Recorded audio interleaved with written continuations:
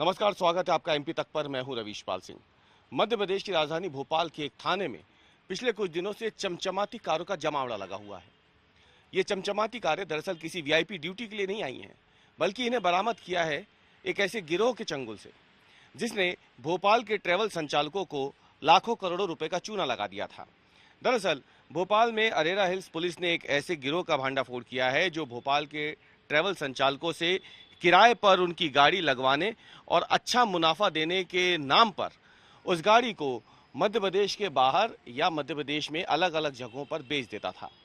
Police ने उत्तर प्रदेश, हरियाणा और उत्तराखंड में कई जगहों पर छापेमार कार्रवाई कर इन गाड़ियों को जब्त किया है। और यहाँ पे हम आपको बता दें कि अरेरा हिल्स थाने में फिलहाल ये लग्जरी गाड़ियाँ आपको, जिनमें थार जैसी सुर्खियों में रहने वाली गाड़ियाँ भी दिख जाएंगी।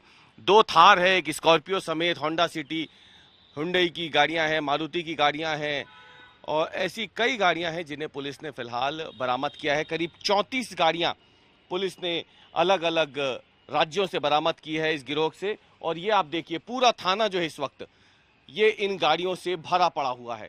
ये सभी वो गाड़ियां हैं जो टूर एंड ट्रेवल में लगाने के नाम पर ली गई थी।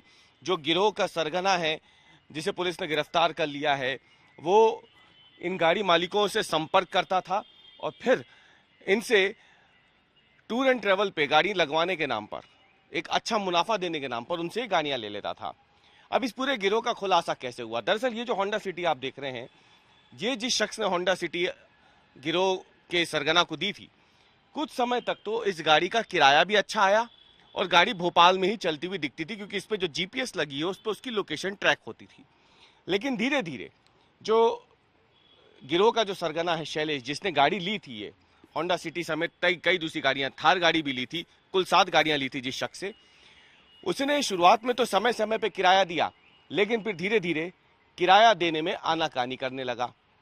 इसके साथ ही लोकेशन जब ट्रैक करने की कोशिश की गई गाड़ियों की, तो मालूम हुआ कि जीपीएस लोकेशन गाड़ियों की ट्रैक ही नहीं हो पा रही है।